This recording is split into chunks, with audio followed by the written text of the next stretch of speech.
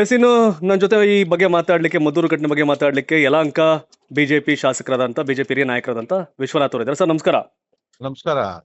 ಆ, ಧರ್ಮಸ್ಥಳದ ಹೋರಾಟಗಳು ಇವೆಲ್ಲ ಮಾಡ್ತಾರೆ. ಈಗ ಮದ್ದೂರು ಘಟನೆ, ಮದ್ದೂರಲ್ಲಿ ಹಾ ಸರ್. ಏನು ಈ ಒಂದು ಗಣೇಶ ಮೆರವಣಿಗೆ ಟೈಮಲ್ಲಿ ಕಲ್ಲು ತೂರಾಟ, ಈಗ ಪ್ರತಿಭಟನೆ ಮಾಡ್ತಿರೋ ಲಾಠಿ ಚಾರ್ಜ್, ಏನ್ ಹೇಳ್ತೀರಿ ಈ ಘಟನೆ ಬಗ್ಗೆ ತಾವು? ಸರ್, ಕಳೆದ ಸರಿ ನಾಗಮಂಗಲದಲ್ಲೂ ಕೂಡ ಇದೇ ಇನ್ಸಿಡೆಂಟ್ ಆಗಿತ್ತು. ನಾಗಮಂಗಲದಲ್ಲೂ ಕೂಡ ಗಲಾಟೆ ಮಾಡಿದ್ರು.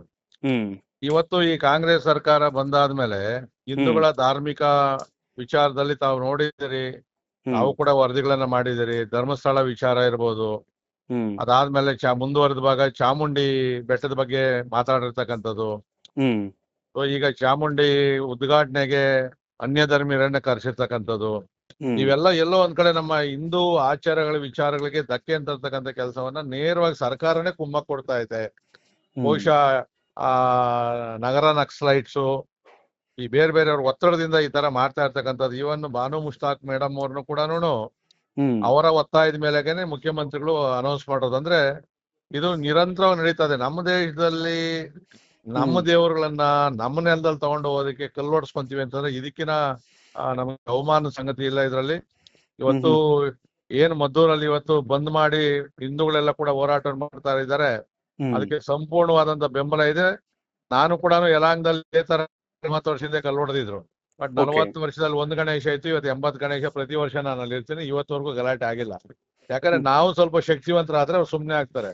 ಏನ್ ಹೇಳ್ತೀರಿ ತಾವೀಗ ಅಂತ ನಿಮ್ಮ ಹೇಳೋದಲ್ಲ, ಇಮಿಡಿಯೇಟ್ ಆ ದುಷ್ಕರ್ಮಿಗಳು ಯಾರವ್ರ ಅವ್ರನ್ನೆಲ್ಲ ಬಂಧಿಸ್ಬೇಕು. ಮತ್ತೆ ಮೆರವಣಿಗೆ ಇನ್ನೊಂದ್ಸರಿ ಅಲ್ಲಿ ವಾದ್ಯಗಳು ಹೊಡ್ಕೊಂಡೇ ಹೋಗ್ಬೇಕಾಗ್ತದೆ, ಮೆರವಣಿಗೆ ಮಾಡ್ಲೇಬೇಕಾಗ್ತದೆ.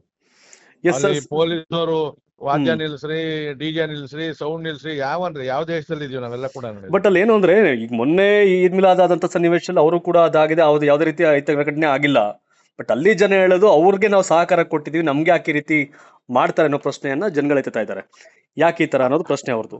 ಸರ್, ಅವರು ಒಂಥರ ವಿಕೃತಿ ಮನೋಭಾವ. ಈ ಮುಸ್ಲಿಮ್ಸ್ ಅಲ್ಲಿ ಕೆಲವರು ಏನ್ ಮಾಡ್ತಾರೆ, ಇವತ್ತು ನಮ್ಮ ದೇಶದಲ್ಲಿ ನಮ್ಮನ್ನ ತಿನ್ಕೊಂಡು ನಮ್ಮದೇ ಪೂರ್ವಜರ ವಂಶದಲ್ಲಿ ಹುಟ್ಟಿರ್ತಕ್ಕಂಥ ಇವರು ಈ ತರ ಕಲ್ಲೊಡೆಯೋದು ಮಾಡ್ತು ಅಂತಂದ್ರೆ ನೆಕ್ಸ್ಟ್ ನಾವ್ ಈದ್ ಮಿಲಾದ್ ಮಾಡಕ್ ಬಿಡಬಾರ್ದು.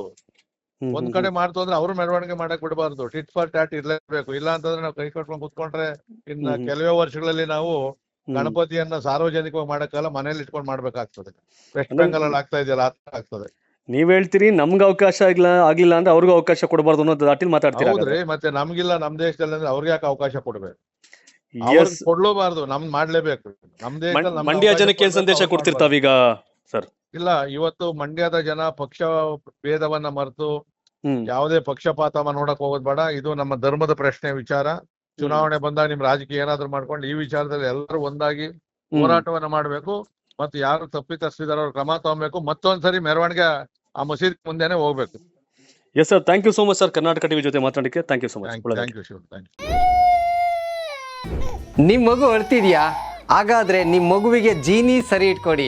ಯಾಕಂದ್ರೆ ಜೀನಿ ಸರಿ ಇಟ್ಟು ನಿಮ್ಮ ಮಗುವಿಗೆ 100% ಸರಿಯಾದ ಆಹಾರ. ನಿಮ್ಮ ಮಗು ನೆಮ್ಮದಿಯಾಗಿ ನಿದ್ದೆ ಮಾಡಬೇಕಾ, ದಷ್ಟಪುಷ್ಟವಾಗಿ ಬೆಳಿಬೇಕಾ? ಹಾಗಾದ್ರೆ ಜೀನಿ ಸರಿ ಇಟ್ಟು ಕೊಡಿ. ಎಲ್ಲಾ ಮೆಡಿಕಲ್ ಶಾಪ್ಗಳು, ದಿನಸಿ ಅಂಗಡಿಗಳು, ಸೂಪರ್ ಮಾರ್ಕೆಟ್ಗಳಲ್ಲಿ ಲಭ್ಯ. 84ರಿಂದ 50 kg ಬಂದೆ. ಆಮೇಲೂ ಸಣ್ಣಗೆ ಫಿಟ್ ಆಗಿದ್ದೀನಿ. ಅದಕ್ಕೆ ನಾನು ಯೂಸ್ ಮಾಡ್ತಾ ಇರೋದು ಜೀನಿ ಸ್ಲಿಮ್. ಸಣ್ಣ ಆಗಕ್ಕೆ ಜೀನಿ ಸ್ಲಿಮ್ ಯೂಸ್ ಮಾಡದೆ ಹೆಲ್ದಿನೂ ಅದೇ.